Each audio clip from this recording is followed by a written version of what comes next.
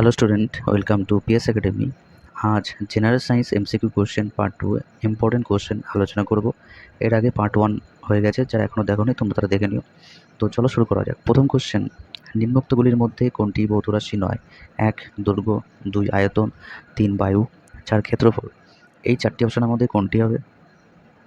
সঠিক উত্তর হলো 3 বায়ু। এর একটি ভৌত রাশি নয়। দৈর্ঘ্য, আয়তন, ক্ষেত্রফল এগুলো একটি ভৌত রাশির একটি উদাহরণ। নেক্সট কোশ্চেন, 2 নম্বর কোশ্চেন, নিম্নলিখিত মাত্রাগুলির মধ্যে কোনটি চাপের মাত্রার সংকেত? 1 m l2 t⁻², 2 m2 l2 t⁻², 3 m l1 t⁻1, 4 m l1 t⁻²। এই চারটি অপশনের মধ্যে কোনটি হবে? সঠিক উত্তর হলো 4 m l1 ও t⁻² হলো চাপের মাত্রার সংকেত। নেক্সট কোশ্চেন, 3 নম্বর কোশ্চেন, দুটি ঘটনার মধ্যবর্তী সময়ের ব্যবধান পরিমাপের জন্য ব্যবহৃত হয় কি? 1 রিস্ট ওয়াচ, 2 স্টপ ওয়াচ, 3 দোলক ঘড়ি, 4 টেবিল ক্লক। এই চারটি অপশনের মধ্যে কোনটি হবে? সঠিক উত্তর হলো 2 স্টপ ওয়াচ। নেক্সট কোশ্চেন, 4 নম্বর কোশ্চেন, আন্তর্জাতিক পদ্ধতিতে কোন পরিমাপের জন্য যে একক ব্যবহৃত হয় তা হলো কি? 1 রেডিয়ান, 2 ডিগ্রি, 3 স্টেরেডিয়ান, 4 কোনোটি নয়। এই চারটি অপশনের মধ্যে কোনটি হবে? সঠিক উত্তর হলো 1 রেডিয়ান। রেডিয়ান কোন পরিমাপের জন্য ব্যবহার করা হয়? আর হচ্ছে স্টেরেডিয়ান, এটি হচ্ছে ঘন এককের জন্য ব্যবহার করা হয়। নেক্সট কোশ্চেন, 5 নম্বর কোশ্চেন, এসআইতে 4 ডিগ্রি সেলসিয়াস তাপমাত্রায় বিশুদ্ধ জলের ঘনত্ব কত?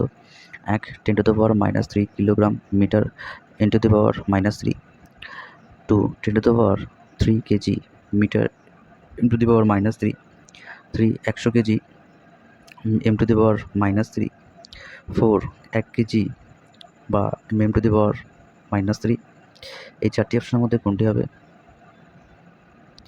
সঠিক উত্তর হলো 2 10⁻³ কেজি মিটার ³ 3। এটি এসআইতে 4 ডিগ্রি সেলসিয়াস তাপমাত্রায় বিশুদ্ধ জলের ঘনত্ব। নেক্সট কোশ্চেন,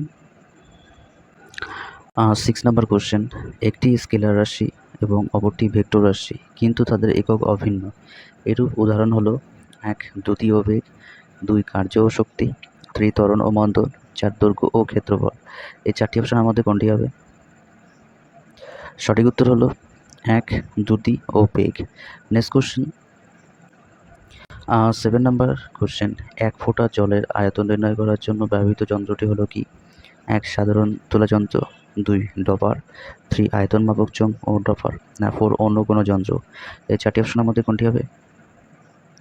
সঠিক উত্তর হলো 3 আয়তন মাপক চোঙ ও dropper. Next question, 8 number question, নিম্নোক্ত কোনটি ওয়াটকে প্রকাশ করে না? 1 joule second ⁻⁻1, 2 ampere into volt, 3 ampere × 2 ohm, 4 ampere into ভোল্ট⁻⁻1।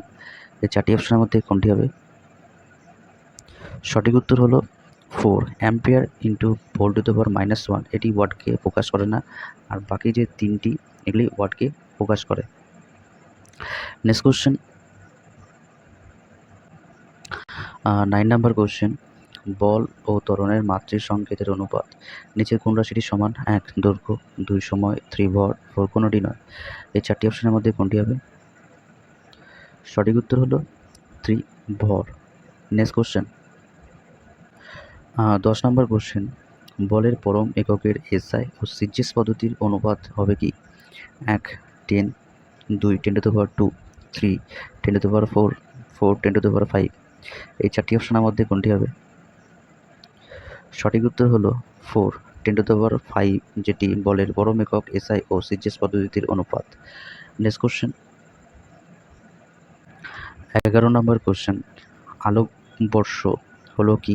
1 আলোক রশ্মি সূর্য থেকে পৃথিবীর পৌঁছানোর সময়, 2 এটি দৈর্ঘ্যের লব্ধ একক, 3 এটি একটি সময়ের একক, 4 শূন্যস্থানে আলোক রশ্মি 1 বছরের অধিকান্ত দূরত্ব। এই চারটি অপশনের মধ্যে কোনটি হবে? সঠিক উত্তর হলো 4 শূন্যস্থানে আলোক রশ্মি 1 বছরের অধিকান্ত দূরত্ব। নেক্সট কোশ্চেন, 12 নম্বর কোশ্চেন, মেট্রোনম হলো কি? এক, এটি এক ধরনের সুবিধি তোলা যন্ত্র। ২, এটি দৈর্ঘ্য পরিমাপ, এক ধরনের সূক্ষ্ম স্কেল। ৩, এটি একটি উপগ্রহ উৎক্ষেপণকালের ব্যবহৃত সময় নির্ভুল পরিমাপক, এক ধরনের ঘড়ি। ৪, এটি কোনটি নয়। এই ৪টি অপশনের মধ্যে কোনটি হবে?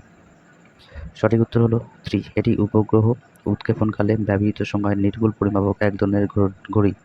নেক্সট কোশ্চেন, ১৩ নম্বর কোশ্চেন, সোনা, হিরে ভর পরিমাপের জন্য সাধারণত কোন এককে ব্যবহার করা হয়? ১, এমইউ, ২, কেজি, ৩, ক্যারাট, ৪, ডাল্টন। এই ৪টি অপশনের মধ্যে কোনটি হবে? সঠিক উত্তর হলো ৩, ক্যারাট। নেক্সট কোশ্চেন, ১৪ নম্বর কোশ্চেন, নিচের রাশিগুলির মধ্যে মাত্রাহীন রাশি হলো কোনটি? ১, আপেক্ষিক তাপ, ২, আপেক্ষিক গুরুত্ব, ৩, লীন তাপ, ৪, সময়। এই ৪টি অপশনের মধ্যে কোনটি হবে? সঠিক উত্তর হলো ২, আপেক্ষিক গুরুত্ব। নেক্সট কোশ্চেন, ১৫ নম্বর কোশ্চেন, অণু বা পরমাণু ভর পরিমাপের জন্য নিম্নলিখিত এককগুলির মধ্যে কোনটি ব্যবহৃত হয়? ১, মিলিগ্রাম, ২, মাইক্রোগ্রাম, ৩, ডাল্টন, ৪, কোনটি নয়। এই ৪টি অপশনের মধ্যে কোনটি হবে? সঠিক উত্তর হলো ৩, ডাল্টন। এই ছিল general science MCQ question part 2 এর 15টা ইম্পর্টেন্ট কোশ্চেন। ভিডিওটা ভালো লাগলে লাইক করো, কমেন্ট করো আর বন্ধুদের সাথে শেয়ার করো। আর যদি নতুন হয়ে থাকো প্লিজ চ্যানেলটিকে সাবস্ক্রাইব করো পিএস একাডেমি চ্যানেল। আবার দেখা হচ্ছে আগামীকাল সকাল ঠিক 7:30। নমস্কার।